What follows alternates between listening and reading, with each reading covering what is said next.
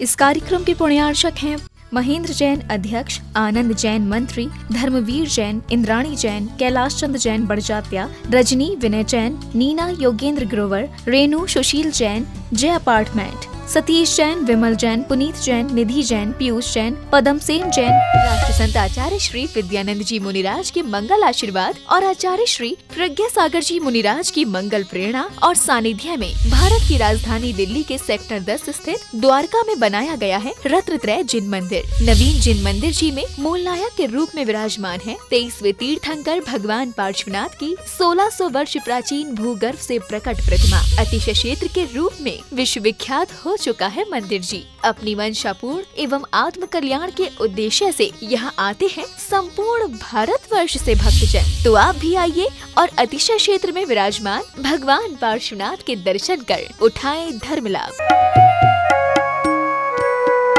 प्रथम युग के शास्त्र कौन से हैं? पद्म पुराण, आदि पुराण, उत्तर पुराण, हरिवंश पुराण, श्रेष्ठ चरित, त्रिपाल चरित, प्रदून चरित, जम्मू चरित। ये तो एग्जाम्पल दिए हैं, ऐसे सैकड़ों हैं। कर्णन युग के जीव कांड, कर्म कांड, लब्धि सार, छपना सार, त्रिलोक सार और भी हैं। पर एग्जाम्पल में आपको इन शास्त्रों को नाम, कम से कम शास्त्र के नाम तो याद रखो। चरणन युग में क्रिया प्रधान है, आचरण प्रधान है, जिसमें मुनि का और साधु का। तो रत्नकंड श्रावक का 4, इसमें श्रावक का वर्णन है। पुरुषार्थ सिद्धि उपाय, इसमें श्रावक का वर्णन है। आत्मानुशासन में दोनों का वर्णन है। मूलाचार में मुनि का वर्णन है। ओनली किसका वर्णन है? साधु के आचार का। सागार, अनगार, धर्मामृत, इनमें दोनों का, सागार में साधु का और अनगार में, इस सागार में ग्रस्त का और अनगार में मुनि का जो वर्णन है। इस प्रकार से ऐसे हमारे चारों अनुयोग के ग्रंथ हैं। इसके अलावा और भी ग्रंथ हैं जिसे हमें पढ़ना चाहिए, जिसे हमें समझना चाहिए। देखो हमारे आचार्यगण और कितनी मेहनत से लिख के गए हैं। जब कोई साधन उपलब्ध नहीं थे, कांटों से लिखते थे, ताड़ पत्रों में लिख करके गए हैं। वो ताड़ पत्र भी बड़े मुश्किल से उनको प्रेस करना होता था, उनकी कटिंग करना होते थे। कोई श्रावक उसको ताड़पत्र को बनाने में साल भर लग जाते थे, सुखाना पड़ता था, उसका पूरा काम करना पड़ता था, उसका काजल भी बनाना पड़ता था और कांटे की बनाना पड़ते, कलम बनानी पड़ती थी। और ऐसे उसको ऐसे पकड़ के, ये पेन होता ना, ऐसे उसको ऊपर से ऐसे पकड़ के लिखना पड़ता था, ठीक है ना। ऐसे गाड़ करके उनके लिखने में गर्दन टेढ़ी हो गई, कमर टेढ़ी हो गई। कितना परिश्रम से लिखा है। फिर उसमें रंग भरते थे, ठीक है ना, उसमें कलर भरते थे और इसके बाद सुखा करके कोई नहीं मिलता था जंगल में, तो जंगल की किसी कोटर में, क्या बोलते, पेड़ की किसी कोटर में या किसी गुफा में रख करके चले जाते थे। अथवा कोई श्रावक मिल जाता था तो उन्हें दे जाते थे। कितनी मेहनत से हमारे आचार्यों ने इसे लिखा है, हम तक वाणी पहुंची है। कितने भाग्यशाली हैं हम सब कि आज हमको सबको छप करके हमारे हाथों में ग्रंथ आ गए। और भी भाग्यशाली हैं कि वर्तमान के जो 100-150 वर्ष के बीच में ऐसे विद्वान पंडित हुए जिन्होंने इसका संपादन कर दिया। पंडित टोडरमल जी, पंडित फूलचंद जी, पंडित कैलाश चंद जी, पंडित एन उपाध्याय जी, ऐसे हीरालाल जी, ऐसे बड़े बड़े प्रकांड पंडित हुए। पन्नालाल साहित्याचार्य जी, पंडित बनारसी दास जी, पंडित महेंद्र कुमार न्याय जी, ऐसे प्रकांड विद्वान हुए जिन्होंने अपने भोजन की और अपने घर की परवाह नहीं की, मात्र इसी काम में लगे रहे। भैया ऐसे विद्वान हुए कि अपनी पत्नियों के गहने गिरवी में रख दिया और उन पैसों से शास्त्र ला करके जगह जाकर के, गाड़ियों से जाकर के वहां से शास्त्र लिए और फिर उनका अनुवाद किया। भैया उन लोग की सोने की मूर्ति बनाओ तो जैन समाज उनका ऋण नहीं चुका सकती है, जो तुम्हारे पास इतनी बढ़िया चीज आई हुई है। हमारे बीच में रमेश चंद जी बैठे हुए हैं, कितने ग्रंथों का संपादन किया है, कितना अध्ययन किया है। और ये सौभाग्य है कि रोहिणी में ऐसे प्रकांड विद्वान मौजूद हैं, पर आप उनका लाभ नहीं उठा पा रहे हैं। उनका खूब लाभ उठाओ, अध्ययन के लिए, पढ़ने के लिए, स्वाध्याय के लिए, बहुत जबरदस्त, ठीक है ना भैया। चरणन योग शास्त्र कौन कौन से बता दिए मैंने आपको। द्रव्यन योग में कौन सा? समय सार, प्रवचन सार, नियम सार, अष्टपाहोर, बृहद द्रव्य संग्रह, जिसमें भी 7 तत्वों का वर्णन हो, 6 द्रव्य का वर्णन हो।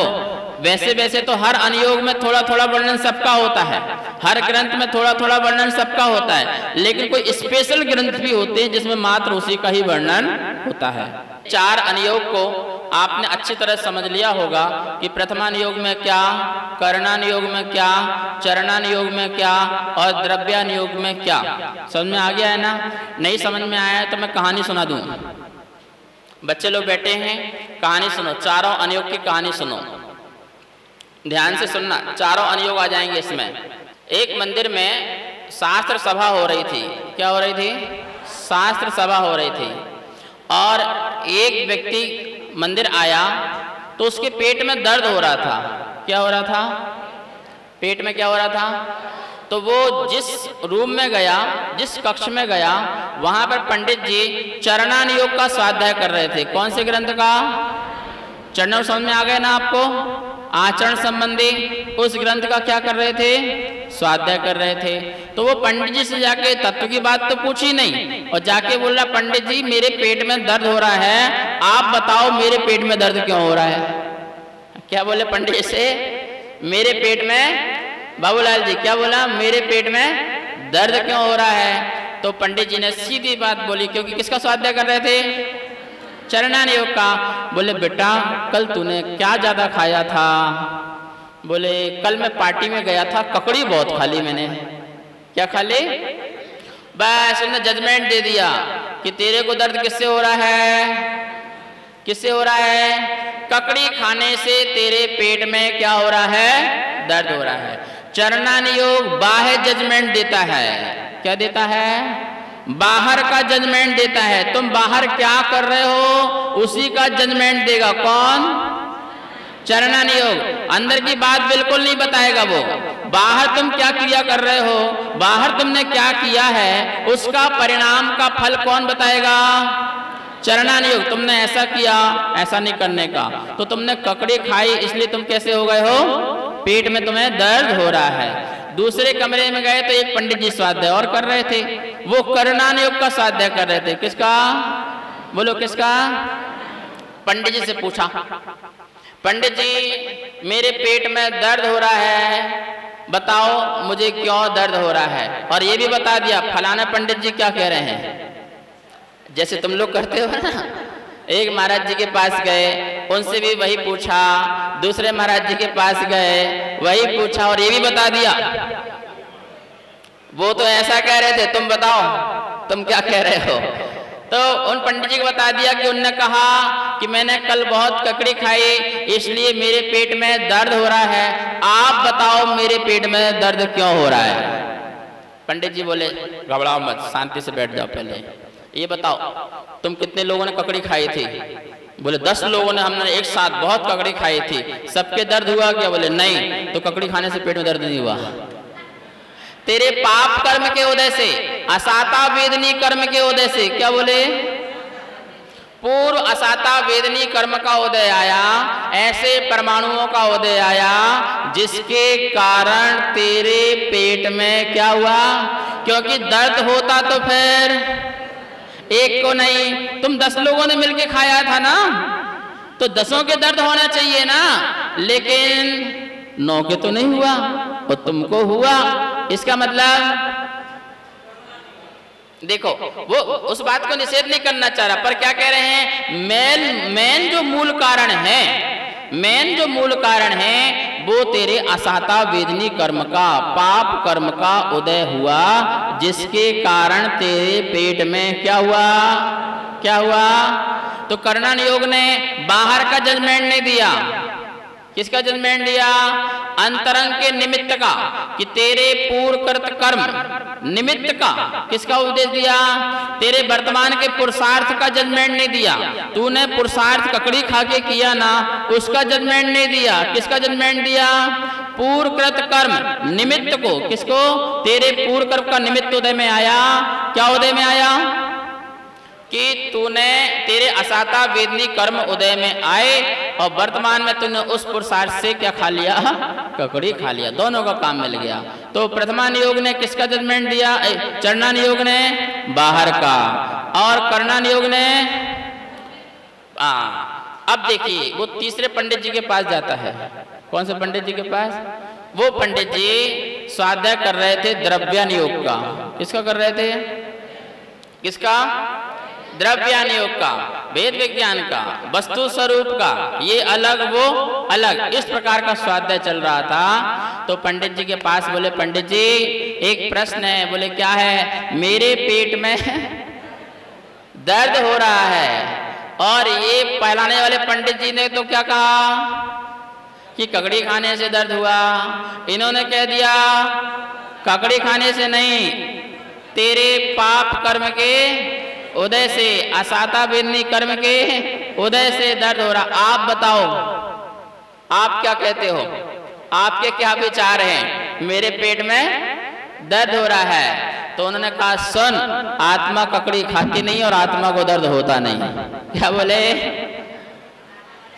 आत्मा ककड़ी खाती नहीं है और आत्मा को पाप कर्म का उदय आ जाए तब भी आत्मा को दर्द होता नहीं है, क्योंकि जड़ अलग है और चेतन अलग है, जीव अलग है और अजीव अलग है। कैसा जजमेंट दे दिया बताओ, गजब का। वेद विज्ञान का हो गया ना क्या? देखो, जो दर्द होता है ना, तुमको इस शरीर में कभी दर्द नहीं होता। कितने लोगों को दर्द होता है? जरा हाथ उठाओ जरा। सिर में दर्द किसको होता है? पेट में दर्द किसको होता है? अरे शरीर में दर्द किसको होता है? जरा हाथ उठाओ, बताओ कितने लोगों को दर्द होता है शरीर में? पक्का? इतने लोगों को दर्द होता है? पक्का पक्का पक्का। सुनो, ये शरीर के परमाणु कैसे हैं? जड़ हैं कि चेतन हैं? बोलो। ये माइक के परमाणु जड़ हैं कि चेतन हैं? बोलो। ये परमाणु भी जड़ और शरीर के परमाणु भी जड़। माइक को मारो, माइक को रोना चाहिए ना?